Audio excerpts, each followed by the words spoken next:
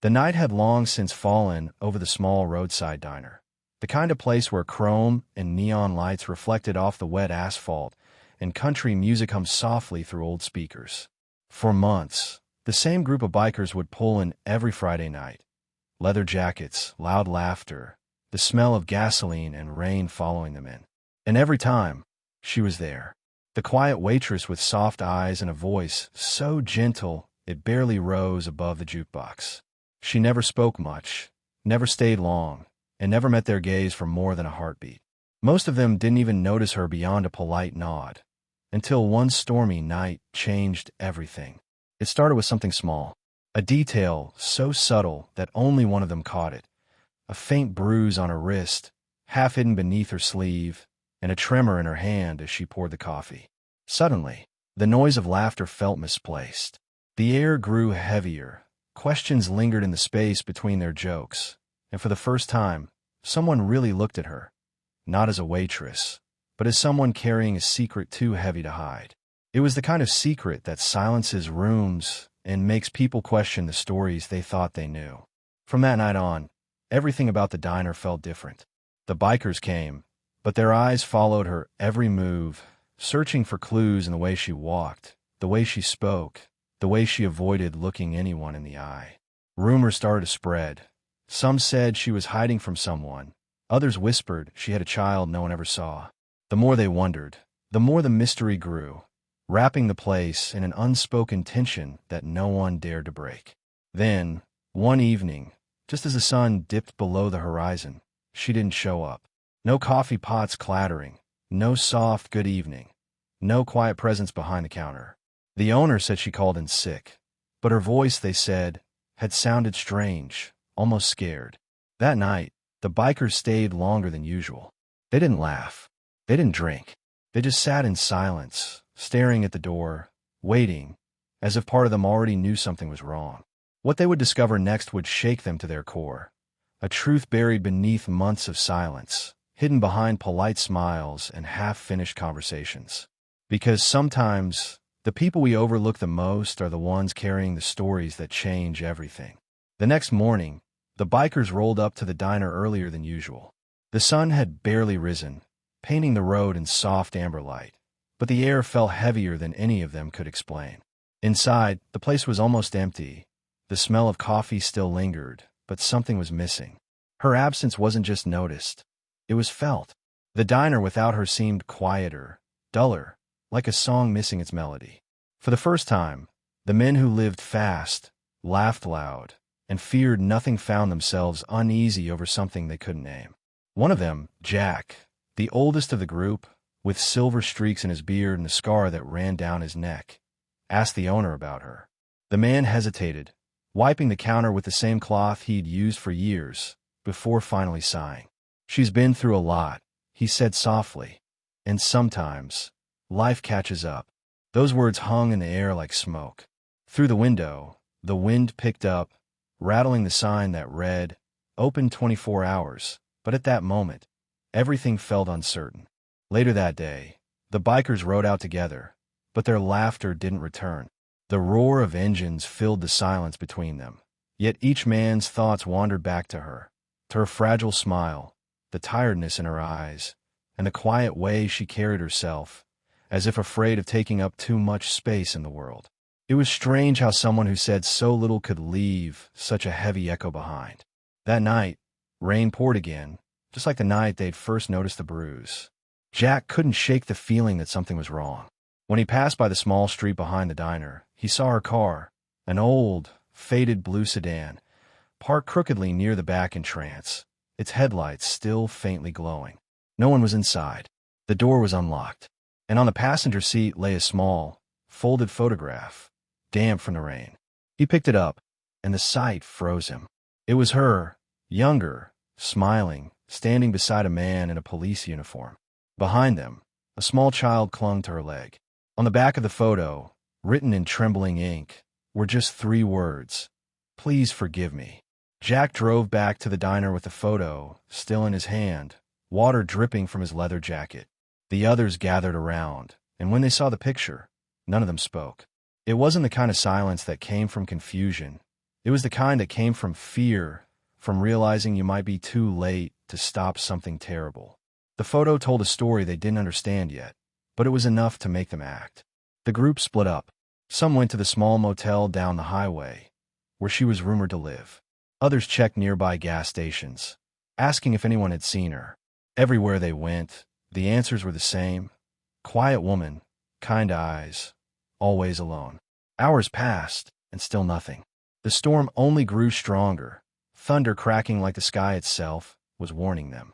When they returned to the diner, the owner met them with tears in his eyes. He just got a call. She'd been found, but not by them. The sheriff said she'd been hiding in an abandoned cabin outside town, half collapsed, the kind of place no one would go willingly. They said she was scared, shivering, holding an old locket against her chest like it was the only thing keeping her alive. The bikers rode out there without a second thought. Mud splashed across their headlights as they tore through the rain, their hearts pounding with something deeper than adrenaline. Guilt, maybe, or the strange responsibility that comes when you realize someone you overlooked was fighting a war alone. When they reached the cabin, the door was cracked open. Inside, everything was still. She was sitting by the window, wrapped in an old blanket, staring out into the storm. When she turned her head, her eyes were red but calm, as if she had finally run out of tears. And then she spoke, her voice soft, trembling, but clear enough to shatter the silence. "You shouldn't have come," she said. "It's not safe here." The words froze them where they stood. Jack stepped forward slowly, hands raised as if he were approaching a wounded animal, not a woman who'd served him coffee for months. "We're not here to cause trouble," he said softly. "We just want to make sure you're okay." She didn't respond. Her gaze drifted back toward the window, to the rain running down the glass in long, trembling lines. The storm outside seemed to echo the storm inside her, restless, chaotic, and full of things she'd been forced to hide. After a long silence, she finally whispered, "They found me." Her voice cracked on the last word. The bikers exchanged uneasy glances. "Who?" Jack asked. She didn't answer right away. Instead, she reached in her pocket and pulled out a small silver locket, the same one the sheriff had mentioned. With shaking hands, she opened it and held it out toward them. Inside was a picture of the same man from the photograph, the one in the police uniform. "He wasn't who I thought he was," she said. "He made me disappear." Her story spilled out slowly, each word heavier than the last. She'd once been married to that man, a respected officer, loved by the town, but behind closed doors, he was a nightmare. When she finally escaped, she took their child and ran. For years, she lived under false names, moving from one small town to another, never staying long enough to be noticed. But recently, strange things started happening again. Letters without a return address, the feeling of being followed, headlights lingering outside her home at night. "I thought I could hide," she said, her voice barely audible. "But he always finds me." The men stood there, speechless. They weren't heroes. They were bikers, outlaws, wanderers, men who lived by their own code. But something in her story broke through that hard shell they wore like armor. Jack crouched beside her and said, "You're not running anymore." And though his tone was calm, his eyes burned with a promise, the kind only men who had seen too much pain could understand. At that moment, thunder rolled above the cabin, shaking the fragile walls. Outside, faint headlights appeared in the distance, cutting through the rain like knives. She turned pale, clutching the locket tighter. "It's him," she whispered. The bikers exchanged one look, and then everything moved at once. The roar of motorcycles had always meant freedom to them, a way to outrun the past. But that night, it meant something else, protection. They positioned their bikes in front of the cabin like sentinels, the engines rumbling beneath the downpour. Jack stood at the door, his boots sinking into the mud, eyes fixed on the road ahead. The headlights grew closer, weaving through the trees, and the sound of tires grinding against gravel echoed through the darkness. When the car finally stopped, the door opened slowly. A man stepped out, his silhouette outlined by the flash of lightning. Even from a distance, they could see the badge glinting on his belt. "Evening, gentlemen," he called out, his tone calm but sharp. "I'm looking for someone." Jack didn't move. Behind him, the woman trembled, pressing her back against the wall, eyes wide with dread. "She doesn't want me found," Jack said. The man chuckled, a cold, hollow sound. You think you can hide her from the law? He said. You have no idea who you're dealing with. His hand moved toward his holster, and that was enough. The bikers surged forward, not with violence, but with purpose. They weren't fighting for pride now. They were fighting for someone who had never had anyone to fight for her. The confrontation was tense, soaked in rain and fury. Words turned to shouts, shouts to movement. And in the chaos, she screamed, not out of fear, but release. It was the first time she had let the world hear her voice break. When the sheriff's headlights finally appeared moments later, sirens cutting through the night, everything froze. The man was on the ground, his own badge glinting beside him, the truth finally exposed under the storm. She collapsed to her knees, shaking, tears mingling with the rain. The bikers stood around her, soaked, silent, but unyielding. In that moment, under the crashing thunder and flashing lights, the quiet waitress was no longer invisible. She was seen, truly seen, for the first time. The storm began to fade, but the world still trembled from what had happened. The police cars' red and blue lights pulsed against the soaked ground, painting the trees in fleeting shades of chaos. The man, her husband, was taken away, shouting half-truths into the night, his authority stripped away like the rain peeling rust from metal. And when silence finally returned, it wasn't the same silence as before. It was heavy, sacred, the kind that follows the end of something dark. She sat on the porch of the cabin, wrapped in a blanket one of the bikers had found inside. Her hands were trembling, but not from cold, from release. Years of fear were beginning to unwind, thread by thread, leaving behind a raw kind of exhaustion. Jack stood a few feet away, lighting a cigarette he didn't intend to smoke. He looked at her the way one looks at a survivor, not with pity, but with respect. You're safe now, he said quietly, though they both knew safety wasn't something that returned overnight. When dawn broke, the clouds began to scatter. The bikers helped her pack what little she owned, a duffel bag, a few clothes, and a box filled with old photographs. Before they left, she paused by the doorway, her eyes tracing the walls that had witnessed her fear. I used to think this place was a cage, she murmured, but maybe it was the first place I stopped running. Her words lingered in the air, as if the house itself was listening, grateful to hold something other than pain for once. The ride back to town was silent. The tires hissed against the wet asphalt, the sunrise stretching long golden streaks across the horizon. For the first time in years, she didn't flinch at the sound of engines. Instead, she leaned into the wind, letting it wash over her face, as if each mile washed away a piece of the past she no longer needed to carry. By the time they reached the diner, the neon sign flickered to life again, open 24 hours. It felt poetic, almost cruel, that the world kept turning like nothing had happened. But inside, the air was different now. The same booths, the same smell of coffee and fried eggs. Yet beneath it all, a quiet strength hung in the air. She was home, though not in the way she once imagined. The following days blurred together in a strange calm. The bikers came by often, sometimes to eat, sometimes to sit in silence. They never spoke of that night, but something unspoken had changed between them, a bond forged in rain and fear and redemption. The woman, whose name most of them had only recently learned, Anna, moved differently now. Her steps were slower, steadier, as if she was relearning what it meant to walk without watching her back. People in town started talking, as small towns always do. Some whispered about what had happened, others pretended not to know. But no one looked at her the same way anymore. The invisible waitress had become the center of a story that no one could ignore, a story about survival, courage, and the quiet kind of strength that never needs to shout. She didn't seek attention, but she no longer hid from it either. One afternoon, Jack walked in alone. The diner was almost empty, sunlight streaming through the windows, casting golden dust on the old floor. She poured him coffee without a word, but when their eyes met, something passed between them, gratitude, understanding, maybe even forgiveness. You ever think of leaving this town? He asked.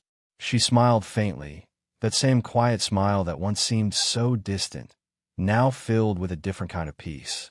I used to, she said. Now I just want to live. Jack nodded, staring into his coffee as if it could hold all the answers he'd never found on the road. He thought of the miles they'd ridden, the fights they'd picked, the loneliness that came with always moving. And for the first time, he wondered if maybe staying, just for a while, wasn't such a bad thing. Outside, a group of young bikers revved their engines, laughing like the world was theirs to burn. Anna looked through the window, her reflection merging with theirs. For a moment, the sound didn't scare her. It reminded her of the man who had stood in the storm for her, the night the world finally saw who she really was. Time began to move differently after that night. The diner, once just a pit stop between long rides, had turned into something of a sanctuary. The bikers still came every week, but now, instead of loud laughter and spilled drinks, their presence carried a strange calm. They spoke less, listened more, and every so often, one of them would fix something, a broken jukebox, a flickering light, a creaky booth. It was their silent way of paying back what they could never put into words. Anna found herself smiling more often. At first, it felt unnatural, as if her face had forgotten how. But day by day, she started to reclaim pieces of herself she thought were lost. She painted the walls of her small apartment in soft colors, replaced the broken blinds, planted flowers outside the diner window. The scars didn't disappear. Some never would, but they began to fade beneath layers of life, slowly returning to her. Jack noticed all of it, though he never said much. He'd sit by the counter, coffee steaming in front of him, and watch the world through the reflection on the chrome napkin holder. One evening, he asked her what she planned to do next. "I don't know," she said honestly. "Maybe I'll write. Maybe I'll just keep serving coffee. For now, I just want to exist without fear." Her words were simple, but they carried the kind of truth that only those who've lived through darkness can understand. He told her then about the photograph he still carried, the one he'd found in her car that rainy night. She looked at it and didn't cry this time. "Keep it," she said softly. "It belongs to the people who helped me find the courage to stay alive." There was no dramatic pause, no trembling music, just two people sitting in the fading light, the hum of the diner surrounding them like a heartbeat. As the evening faded into night, the sound of thunder rumbled far in the distance. But this time, neither of them flinched. The storm could come and go. They both knew that now, because the worst storm had already passed, and they had survived it together. Months later, the diner had become something more than just a roadside stop. Travelers came and went, truckers swapped stories over late-night coffee, and every now and then, someone would mention the woman with kind eyes and a past that could break your heart. The legend spread quietly, carried by whispers and the hum of engines down lonely highways. But Anna didn't mind. For the first time in her life, her story wasn't one of fear, it was one of hope. The bikers still protected her, though now in gentler ways. They organized charity rides for women's shelters, raised money for families who had nowhere to go. What had started as guilt became purpose, and in that purpose, they found something like redemption. Jack would say it wasn't about saving anyone. It was about remembering that even the toughest hearts have room for mercy. Sometimes, when the sun dipped low and the diner emptied out, Anna would sit alone at the counter, tracing circles on her coffee mug. In those quiet moments, she'd think about the girl she used to be, the one who hid behind silence and fear. That version of herself still lived inside her somewhere, but now, she wasn't alone. She carried the faces of the men who refused to look away when the world did. One evening, a stranger walked in, a young woman, barely 20, with tired eyes and trembling hands. Anna recognized that look instantly. She didn't ask questions, didn't pry. She simply poured her a cup of coffee and said, "You can sit as long as you need." It was a small gesture, but it felt like the closing of a circle. Pain transformed into kindness, suffering reborn as strength. Outside, the highway stretched endlessly beneath the stars. The sound of engines roared in the distance, not as a threat this time, but as a promise. The road still called to the bikers, but now they carried something more powerful than speed or rebellion. They carried a story, one that began with a quiet waitress no one noticed, until they saw what she had been hiding all along. Spring came early that year.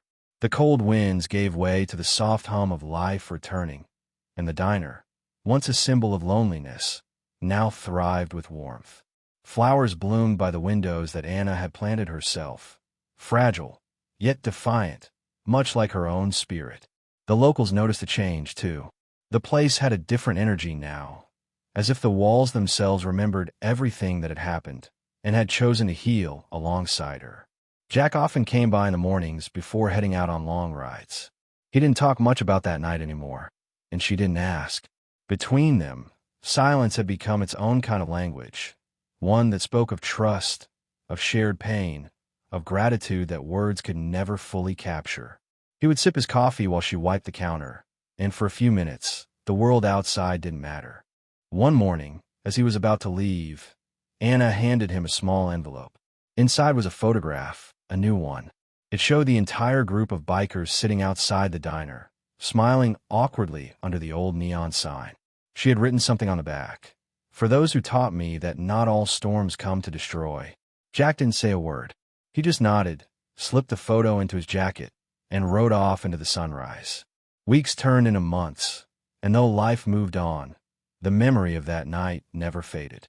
Sometimes, Anna would wake up before dawn, hearing the distant roar of motorcycles on the highway, and she'd smile instead of shiver. The sound that once symbolized danger now reminded her of courage. Not just theirs, but her own. There was peace in knowing that she no longer had to run. The scars she carried, physical and otherwise, weren't reminders of what had been done to her, but of what she had survived. And in that survival, she had created something rare and beautiful, a place where others could begin to heal too. Years later, the diner had become a landmark, not because of its food or its coffee, but because of the stories whispered about it. Travelers would stop there not just to rest, but to feel something, to sit where redemption had quietly bloomed. The walls were filled with photographs, bikers, families, lost souls who had found brief refuge within its glow. At the center of it all was a single framed image of Anna, smiling behind the counter, her eyes alight with the calm that only comes after a lifetime of storms. Jack returned every now and then, though his beard had grown whiter and his steps slower. He'd take his usual seat at the counter, and Anna, older now, but still radiant, would pour him a cup of coffee without a word. "Still the best coffee on the road," he'd always say, and she'd answer with a small smile, "Still the same road, Jack." It was their ritual, their way of acknowledging that time had passed, but the bond remained unbroken. Outside, younger riders came and went, engines roaring like echoes of a story that refused to fade. Some of them had heard about the waitress and the bikers who saved her. Most thought it was a legend, the kind of tale that grows with every retelling. But those who had seen the look in Jack's eyes or heard the softness in Anna's voice knew it wasn't just a story. It was a truth, quiet, enduring, unforgettable. One evening, as the sun sank low and the diner lights flickered on, Anna stepped outside. The highway stretched endlessly before her, bathed in gold and shadow. She closed her eyes, listening to the distant hum of engines fading into the horizon. There was no fear left in that sound, only peace. The peace of someone who had faced her ghosts and found strength in the unlikeliest of places. And somewhere down the road, as the last light of day touched the asphalt, a group of bikers rode on, not as outlaws, not as wanderers, but as guardians of a promise made long ago, on a night when they chose to see what everyone else had ignored. The quiet waitress who once hid in the shadows had become their compass, a living reminder that even in the darkest corners of the world, kindness can roar louder than thunder. In the end, the story of Anna and the bikers wasn't just about danger, courage, or redemption. It was about the invisible threads that connect broken souls. It was about how sometimes the most unlikely people cross our paths at the exact moment we need them. Those men came to that diner for noise, for escape, for distraction, and yet they found something deeper, a reason to stay, to protect, to care. And Anna, once invisible, became the spark that reminded them what humanity truly means. The diner became more than a place. It became a symbol, proof that healing doesn't always come in grand gestures or perfect endings. It often comes quietly, through small acts of kindness, through the people who choose to stand beside us when the rest of the world turns away. Every storm that once terrified her had led to this.